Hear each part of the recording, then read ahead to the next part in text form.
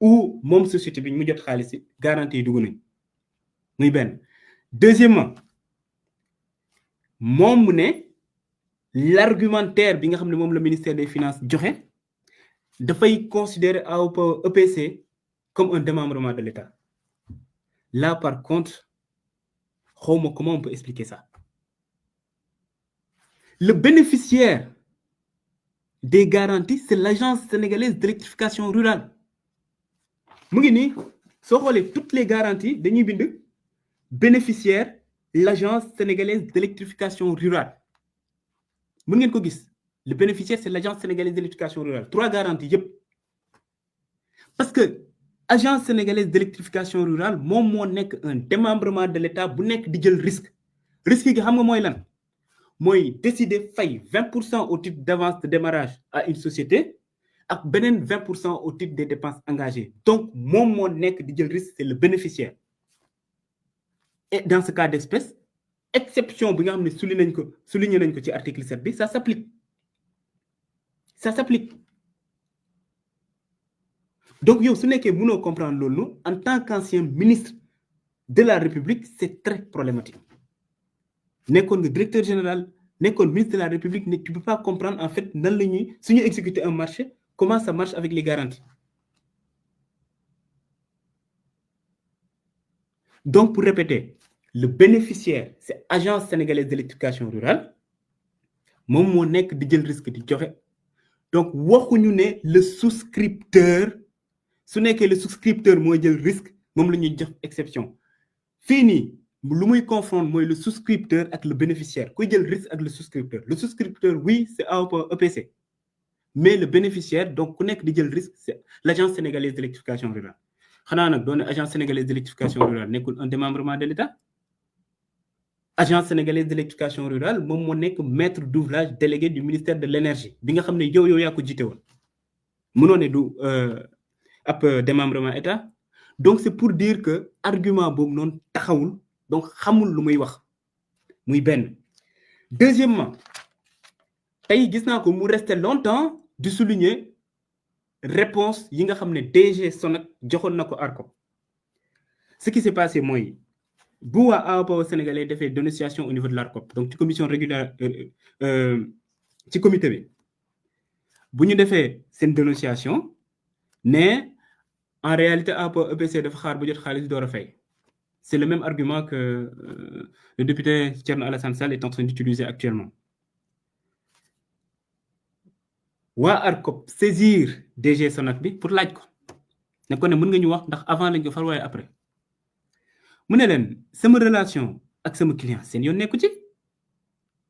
kii man ak moom ñu ngi liggéey depuis 2018 dañoo signé man ak moom un protocole en mars 2018 marché yu mu am ci sous-région yëpp man maa ko koy assurer marché bu nekk Sénélec actuellement ñu koy exécuter man maa ko assurer marché yu mu am Ouganda Rwanda partout en Afrique mën naa ko assurer donc lu seyoon si suñu relation contractuelle DG bi tontuwaat ne ko jox naa la délai 48 heures xaw ma 72 heures su nekkee yow dellu si pour wax ma exactement ce qu'il en est parce que loolu noonu mën na annuler marché bi DG Sonac bi répété waat lu mu ko waxoon ba pare ne ko yow yaa wax ne lii nii mën na annuler marché bi ou en tout cas dafa am benn disposition bu ma violé wax ma ban article la violé keroog la ARCOP gëj a tontu parce que effectivement mënul wax ban article la violé te ñàkk xam mais am na ay jurisprudence yu bëri ci am ci affaire assurance c'est-à-dire yow su nekkee tàmm nga di liggéey ak société bi am na benn conférence ou conseil des ministres bu ñu defoon Paris dans le cadre des assurances c'était en 2006 où il était dit clairement que il est loisible à l'assureur d'accorder sa garantie en dépit de non-paiement de la prime notamment pour les contrats à tacite reconduction. Ainsi, l'alinéa 3 de l'article 13 du Code d'assurance laisse la latitude à l'assureur de suspendre ou non sa garantie en cas de non-paiement de prime. Donc, c'est pour dire que mon DG Sonac bi il a compris clairement que mënoo ko téye fenn sur le plan juridique et que ñu ko nekk di ko wax ci affaire prime dañoo xamut loolu rek moo leen dal ñàkk a xam et di nekk di chercher la petite bête. Et là, ce que ça montre mooy ci marché bi amuñu fenn fi nga xam ne mën na ci sukkandiku pour naan am na benn article bu ñu violé wala ci procédure yi am na leen li nga xam ne jaaru ci yoon donc ñu nekk di jëfandu léegi ci ay garantie ñu nekk di jëfandu ci ay garantie pour nee na ok il faut ñu stopper marché bi donc loolu moo nekkoon leeral ñu mu bëggoon andi par rapport à garantie yi te ça puisque là live laa nekk suñu paree ku nekk di gérer live bi Ousmane Noreyni Gueye mën na afficher su nekkee am ngeen ay questions yu leerul li nga xam ne c'est pas clair ci dossier bi par rapport à garantie mën naa jël 3 à 4 voire 5 questions tontu ci muy ñaar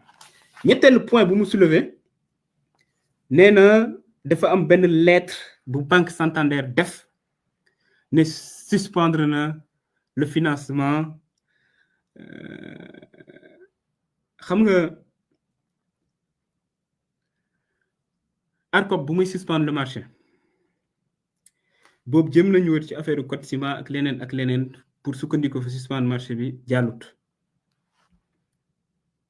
ñu ne dañoo sukkandiku ci lettre bu ñu jot le 30 septembre bu leen naan banque bi suspendre na financement bi ñu sukkandiku ci ne ok bon léegi mën nañ suspendre marché bi man jour bu ñu jotee décision ARCOP boobu noonu j'ai écrit directement à la CSC parce qu'en réalité moom moo nekk di assurer ou garantir le financement au niveau de l'Espagne suñu waxee crédit acheteur ñoom ñoo koy garantir bind leen laaj leen ñun def nañ ak yéen benn réunion ñun ASER AOPA EPC CSC ak Banque Santander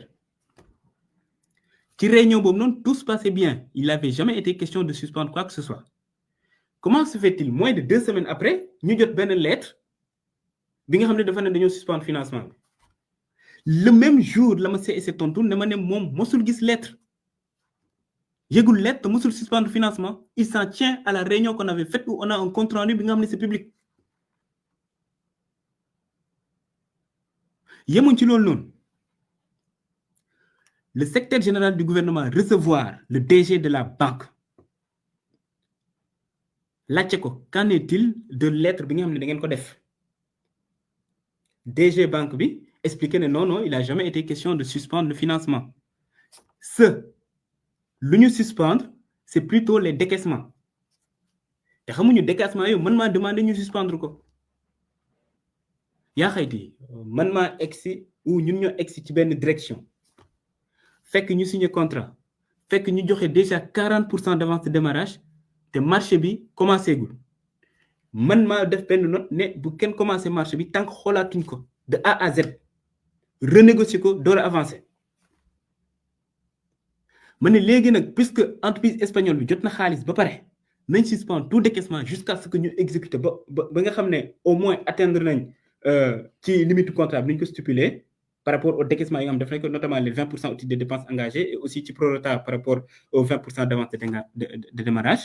ñu door a mën a demander waat beneen décaissement loolu yëpp ñu tënk ko ci ab compte rendu c'est-à-dire compte rendu bi ko gis tey dina gis ne man maa demandé ñu suspendre décaissement bi donc il s'en est tenu à ça lettre bi loolu la doon wax ñu jël lettre bi nag génnee ko naan waaye banque bi nee na dafa suspendre financement banque bi ne ci boppam moom c'est un problème de français mësul suspendre financement donc lettre bu mu bind pour wax loolu noonu moom la ñuy yóbbu au niveau de la Cour suprême pour wane ne il a jamais été question de suspension de financement Cour suprême décidé lever la suspension ñun ñu commencé travaux yi donc lettre bu nga nekk di génn c'est ça beneen affaire bi mooy utilisation fonds bi xam nga lii aussi day témoigner en quelque sorte xamoo marché public man je sais vraiment pas su nekkee yow vous avez vraiment été ministre wala directeur général wala mos nga exécuter marché sooy exécuter marché chaque 3 mois da nga war a def benn rapport expliquer exactement fan nga toll banque bi dafa am ñi nga xam dañuy ñëw tout le temps di ko auditer pour xool financement yi nga xam ne yor na ko ndax mu ngi leen di topp normal donc il est obligé à chaque fois di demander foo leen ci toll et saa yu ko demandé AOPA EPC première fois bu nga ko demandé def ko ne le DG de l'ASER moom moo bloqué le projet oui instant boobu man maa ñëw ne on stoppe le projet le temps ñu xool lépp muy benn deuxième fois bu mu ko demandé dafa ne actuellement ARCOP moo ko bloqué et c'était ça la réalité ARCOP moom moo suspendre le marché donc on ne pouvait pas avancer troisièmement compte bi nga xam ne moom moo nekk ci Banque Santander c'est pas le compte du projet soo liiree bu baax